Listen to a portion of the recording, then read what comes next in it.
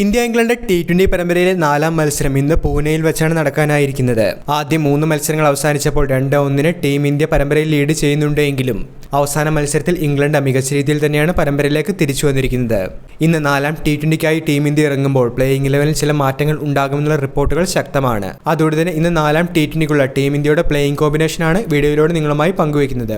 വീഡിയോയിലേക്ക് കടക്കും മുൻപ് ആദ്യമായാണ് നിങ്ങൾ ഈ ചാനൽ കാണുന്നതെങ്കിൽ പുതിയ ക്രിക്കറ്റ് അപ്ഡേറ്റുകൾക്കായി ചാനൽ ഇപ്പോൾ തന്നെ മറക്കാതെ സബ്സ്ക്രൈബ് ചെയ്തു വെച്ചേക്കുക. 4ാം മത്സരത്തിനായി ഇറങ്ങുമ്പോൾ ടീം ഇന്ത്യയുടെ ബാറ്റിംഗ് നിരയുടെ പോരായ്മ തന്നെയാണ് ഗംഭീറിനെ കുഴയ്ക്കുന്ന ആദ്യത്തെ ചോദ്യം. പ്രധാന താരങ്ങൾ ഇംഗ്ലണ്ടിന്റെ പേസ് ബോളിംഗിന് മുൻപിൽ കീഴടങ്ങുന്ന ഒരു കാഴ്ചയാണ് കഴിഞ്ഞ 3 മത്സരങ്ങളിലും കണ്ടത്. ഇതിൽ സഞ്ജു സാംസന്റെ പ്രകടനമാണ് ഏറ്റവും കൂടുതൽ നിരാശയുണ്ടാക്കുന്നത്.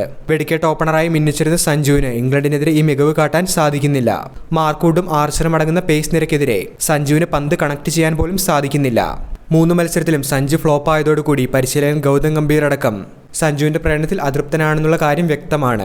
അതോടെ തന്നെ 4ാം T20യിൽ ബാറ്റിംഗ് ഓർഡറിൽ ഒരു പരീക്ഷണത്തിന് ടീം ഇന്ത്യ തയ്യാറാകുമെന്നുള്ള റിപ്പോർട്ടുകളാണ് ഇപ്പോൾ എത്തുന്നത്. സഞ്ജുവിനെ ഓപ്പണിംഗിൽ നിന്ന് മാറ്റി മധ്യനിരയിലേക്ക് ഇറക്കാനുള്ള ഒരു നീക്കമായിരിക്കും ടീം ഇന്ത്യ നടത്തുക എന്നാണ് പുതിയ റിപ്പോർട്ടിൽ ടൈംസ് നൗ ഇന്ത്യ പറയുന്നത്. സഞ്ജു മധ്യനിരയിലേക്ക് മാറുക വഴി ഇംഗ്ലണ്ടിന്റെ സ്പിൻ ബോളിംഗ് ആക്രമണങ്ങളെ അദ്ദേഹത്തിന് നേരിടാനായി സാധിക്കുമെന്നാണ് ഇവിടെ ടീമിന്റെ വിലയിരുത്തൽ. തിലക് വർമ്മയായിരിക്കും ടീം ഇന്ത്യക്ക് വേണ്ടി ഓപ്പണിംഗിനായി എത്തുക എന്നാണ് ഈ റിപ്പോർട്ടിൽ സൂചിപ്പിക്കുന്നത്. ജോഫ്ര ആർച്ചർ, മാർഗൂഡ് എന്നീ താരങ്ങളുടെ പേസ് ബോളിംഗിനെ സഞ്ജുവിനെ നേരിടാനായി സാധിക്കുന്നില്ല എന്നതാണ് ഈ ഒരു മാറ്റത്തിന് പിന്നാലെ കാരണമായി ചൂണ്ടിക്കാണിക്കുന്നത്. സഞ്ജുവിനെ മധ്യനിരയിലേക്ക് മാറ്റുകയാണെങ്കിൽ ടീം ഇന്ത്യയെ സംബന്ധിച്ച് ഇത് ഗുണം ചെയ്യുമോ? എന്താണ് നിങ്ങളുടെ ഇതിനെപ്പറ്റിയുള്ള അഭിപ്രായം എന്നുള്ളത് കമന്റിൽ പറയുക.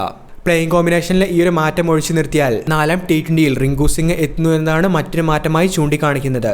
പ്ലേയിങ് 11-ലെ നിർണായക മത്സരമായതിനാൽ ഓൾറൗണ്ടർ ഹർദിക് പാണ്ഡ്യയ്ക്ക് വിശ്രമം അനുവദിച്ചേക്കില്ല എന്നുള്ള റിപ്പോർട്ടുകളാണ് അവസാനം വന്നിരിക്കുന്നത്. കഴിഞ്ഞ 2 മത്സരങ്ങളിലും അവസരം ലഭിച്ചിരുന്ന ധ്രുവ് ജുറൽ പുറത്തു പോകുമ്പോൾ പകരക്കാരനായിട്ടായിരിക്കും റിങ്കു സിംഗ് ഫിനിഷർ റോളിൽ ഇന്ന് ടീമിലേക്ക് എത്തുക. വീഡിയോ അവസാനിക്കുന്നു. പുതിയ ക്രിക്കറ്റ് അപ്ഡേറ്റുകൾക്കായി ചാനൽ ഇപ്പോൾ തന്നെ മറക്കാതെ സബ്സ്ക്രൈബ് ചെയ്തു വെച്ചേക്കുക.